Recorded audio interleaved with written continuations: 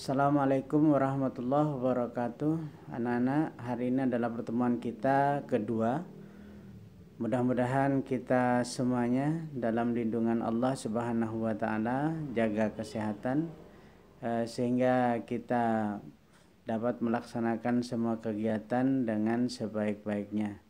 Materi kita pada kali ini adalah limit di ketakhinggaan. Oleh karena itu, perhatikan tayangan berikut ini. Ini materi kita kali ini ada 3 pembahasan: limit menuju di ketakhinggaan, sifat-sifat limit menuju di ketakhinggaan, dan menentukan limit fungsi di ketakhinggaan.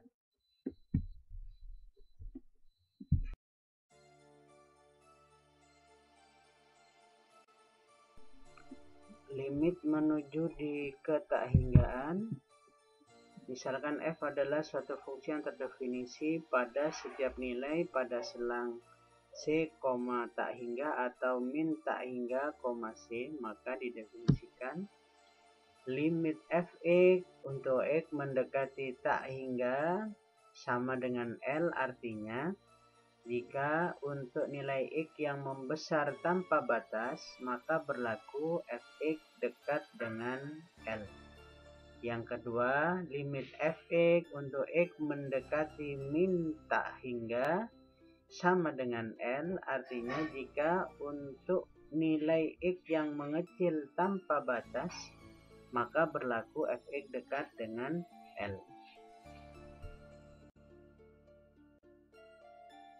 Sifat-sifat limit di ketakhinggaan.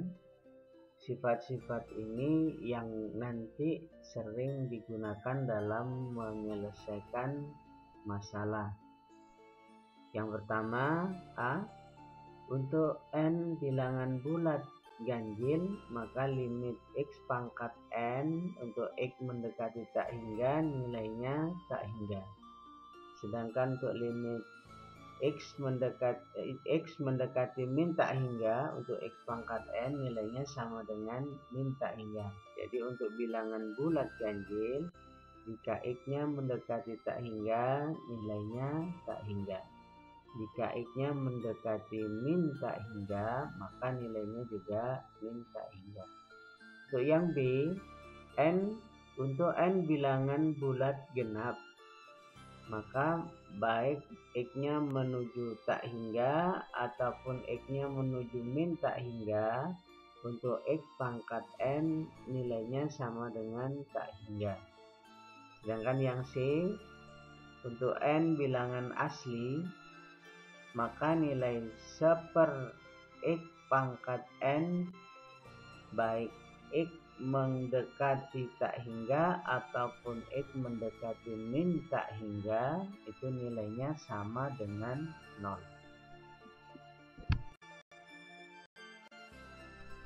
Bagian ketiga adalah menentukan nilai pada limit fungsi di ketakhinggaan. Untuk bagian pertama adalah menentukan limit fungsi polinomial suku banyak di ketakhinggaan. Ada 3 langkah. Yang pertama, tentukan variabel pangkat tertinggi. Yang kedua, faktorkan fungsi polinomial dengan mengeluarkan variabel pangkat tertinggi. Yang ketiga, gunakan sifat-sifat limit di ketakhinggaan dengan menentukan nilai limit fungsi polinomial tersebut, seperti yang di depan tadi sifat-sifatnya.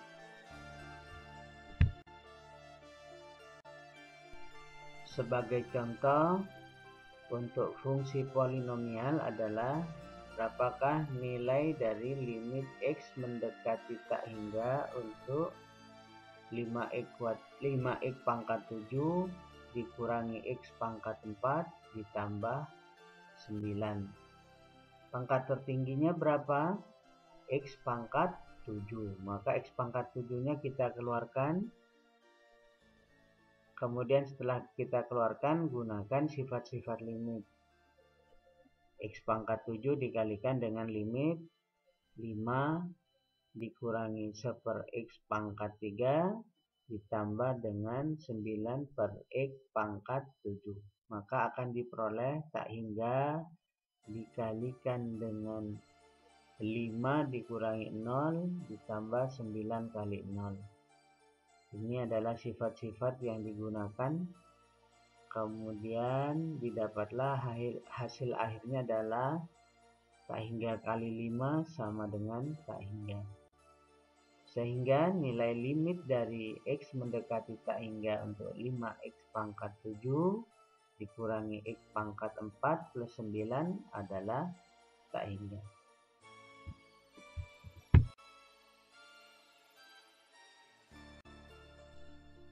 Yang kedua, menentukan limit fungsi rasional di ketakhinggaan. Langkahnya juga ada 3. Yang pertama, tentukan variabel berpangkat tertinggi pada penyebut. Kedua, bagilah pembilang dan penyebut fungsi rasional tersebut dengan pangkat tertinggi yang dimaksud. Yang ketiga, gunakan sifat-sifat limit di ketakhinggaan.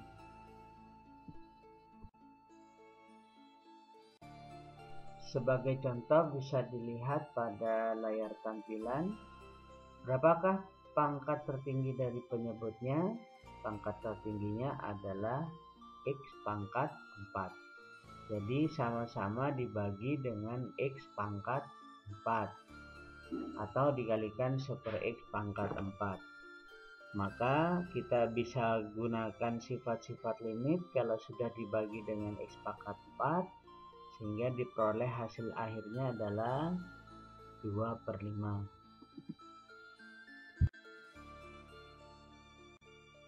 Bagian ketiga adalah menentukan limit fungsi irasional di ketakhinggaan. Langkahnya sebenarnya banyak, cuman diringkas jadi 2 ini. Langkah pertama, mengalihkan dengan bentuk sekawannya. Yang kedua, gunakan sifat-sifat limit pada fungsi irasional. Untuk lebih jelasnya, perhatikan pada contoh berikutnya.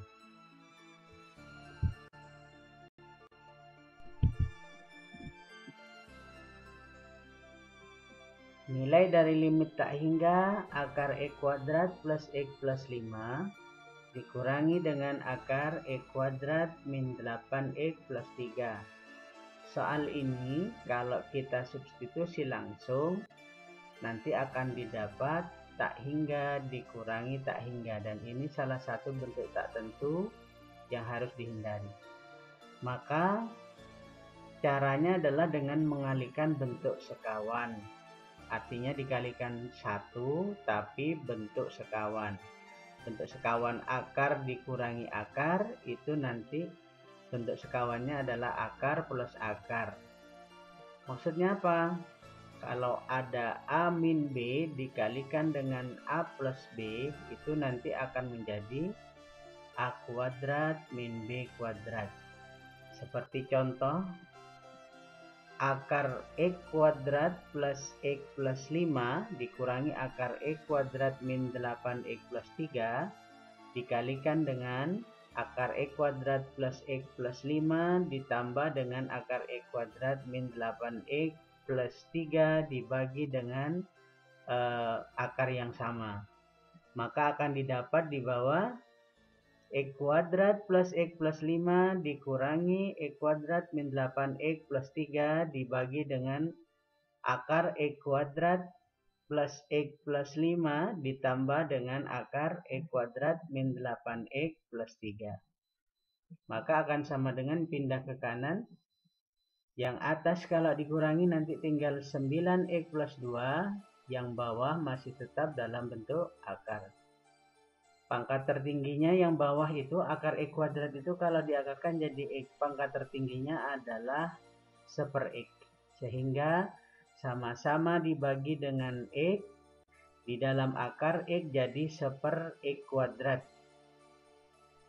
Maka yang dalam bentuk per X itu nanti akan jadi 0, sehingga hasil akhirnya adalah 9 ditambah 0 dibagi dengan akar 1 plus 0 plus 0 ditambah dengan akar 1 min 0 plus 0 sama dengan 9/2.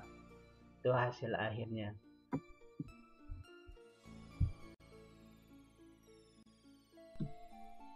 Bagian yang terakhir adalah limit fungsi trigonometri di ketakinggaan. Nilai limit fungsi trigonometri di tak hingga dapat ditentukan dengan menggunakan sifat-sifat limit fungsi trigonometri. Sebagai contoh adalah nilai limit dari X mendekati tak hingga sin 2 per X dibagi dengan 3 per X.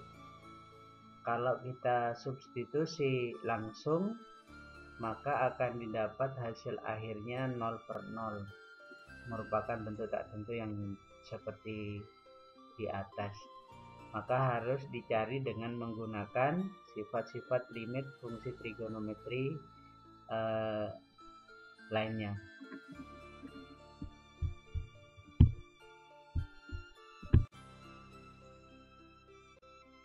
Ini cara pemecahan penyelesaian yang tadi. Yang pertama dikalikan 2/2. Apa maksudnya dikalikan 2/2? Supaya nanti bisa dibentuk sin 2 per X dibagi dengan 2 per X. Nah, kalau sudah terbentuk seperti itu, kalau X-nya mendekati tak hingga, nanti 2 per X itu akan menjadi 0. Sehingga akan menjadi bentuk 0/0. Sin 0/0 itu kan sama dengan 1. Sin 0/0 itu nanti akan sama dengan 1. Sehingga akan menjadi 2/3 kali 1 sama dengan 2/3.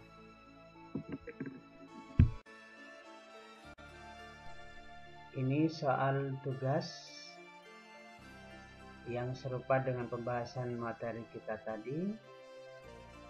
Dan nanti jawabannya dikirim lewat linknya akan kita berikan. Terima kasih semuanya sudah mengikuti kegiatan pembelajaran ini dari awal hingga akhir. Mudah-mudahan banyak membawa manfaat, dan jangan lupa dicatat supaya tidak lupa materinya. Dan yang kedua, kerjakan semua tugas-tugas yang diberikan. Mudah-mudahan semuanya tetap dalam lindungan Allah Subhanahu wa ta'ala. Assalamualaikum warahmatullahi wabarakatuh.